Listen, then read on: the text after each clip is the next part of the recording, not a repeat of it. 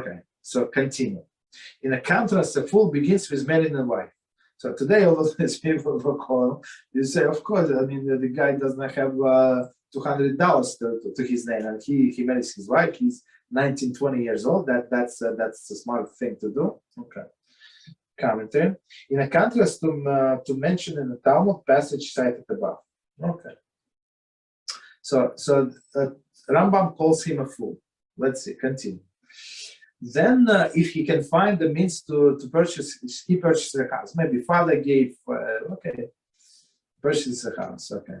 Finally, toward the end of his life, he will search about for a trade to support himself from charity. So, and Rambam is very against charity, very much against taking charity. Right, Rabbi. As far as I understood, he's actually against having not charity, but having, like, say, monthly donations from someone. Charity, like gift itself, is okay, right? Exactly. So Rambam wants people to work, make this their honest living, and that's it. Right? So he does not want people to depend on the public. So basically, like in olden days, it was like a community fund. Maybe I explain, maybe not. So it was like a community fund. So people were living in a town. So all of them were belong to one shul. It was usually one shul per town. In a bigger cities or more than one, but let's say one main. And there was a special person assigned to tzedakah, the officer. So he would have the list of the people and their needs. So all of the poor people, and they had a special tax per household, per head, and how much everybody have to contribute to feed all of these poor people, basically. Yeah, you understand? So it was they were responsible, and it would come from this fund. So if this guy decided to go to learn Torah all day, so basically it would be burden for everybody. Not everybody agreed to pay for him, right? I mean, why should I pay? In my block, they changed the payment, like, I don't know, like every few years. I don't want to pay. Like, it costs so much money. It was nice. Why would I rip it off? For me, it's waste of money. I personally very disagree.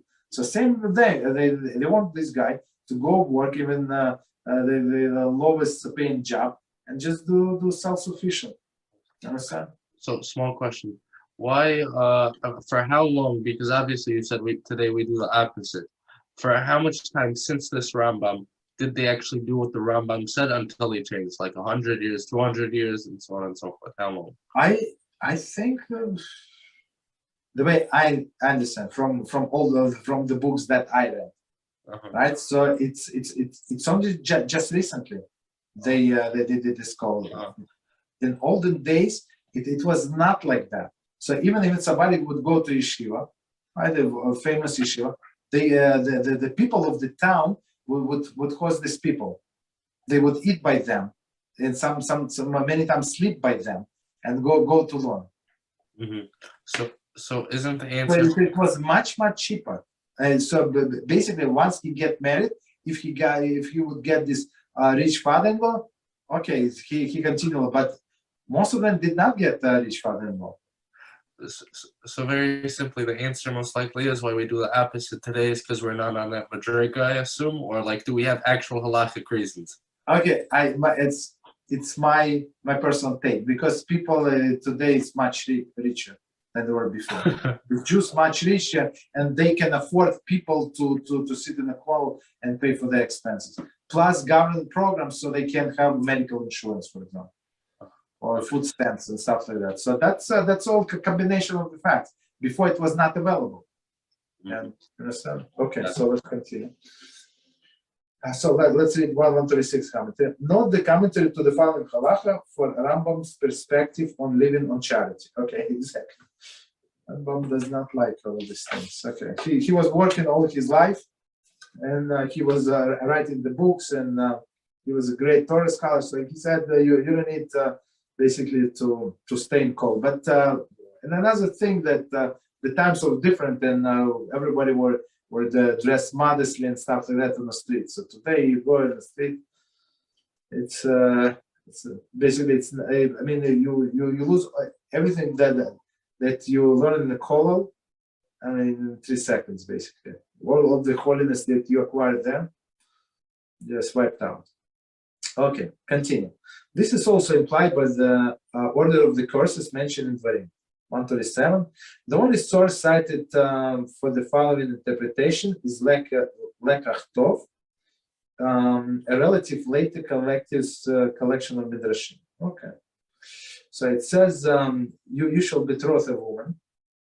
So, right, and you shall build a house, and you shall plant a vineyard. So, as we said before, it's a curse because there is the behavior is distorted. So, meaning when a person does not know what's going on. Common term. There is, in addition to the curses explicitly stated in the Torah, the Rambam infers a curse which is not expressly stated in a verse. There is, you will act foolishly and conduct your life in a topsy-turvy fashion, in not the bright way, that will bring about your failure. Right? So basically, there are some people like I don't know, like they open such a business like you just look at the business and think how you plan to survive. You understand? So it's like you see, like in the beginning, like it's a waste of money. The guy is going to close his business in I don't know in 6 months. He's going to run out of the money because was not a smart idea.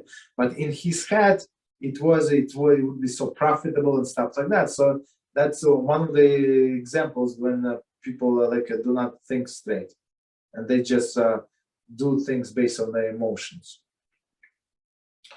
Okay. Okay. So Rambam says one more time, your behavior will be distorted, so that you will not succeed in your ways. Unfortunately, so when you go against the rules, usually people do not succeed. In many Torah communities, people. Okay. So here's an answer to us. In many Torah communities, people are encouraged to follow this thoughtfulness approach to life. Meaning that you have to have a job and stuff like that, and buy yourself a house, residence, some car, like rent, but be stable basically. That if you rent, don't rent that you pay like 90% of your salary for the rent. Okay, paying normal apartment, whatever you can afford, and that's it, right? Young men study in yeshiva, marry, and often proceed to study in college before even consider how they will learn livelihood. Right? So the answer is that's what people do today, many people. Not many, but people, some people. The Torah leaders who encourage this lifestyle see that the age of one in which an abundance of material blessings have been granted. Right? So there are many rich people who can support this cause. There is no problem. But also as one in which the level of commitment to the Torah in Jewish life cannot be compared to the previous generations. Therefore, they advise making temporary sacrifices in material realms in order to attain greater spiritual development. So, I mean, that's the translator's justification of what's going on today. Okay, so let's finish. And David was thoughtful in all his undertakings, and God was with him. 141. Commentary. His success was not limited to the content of human achievement, but was granted divine blessing. But we know about it. Okay.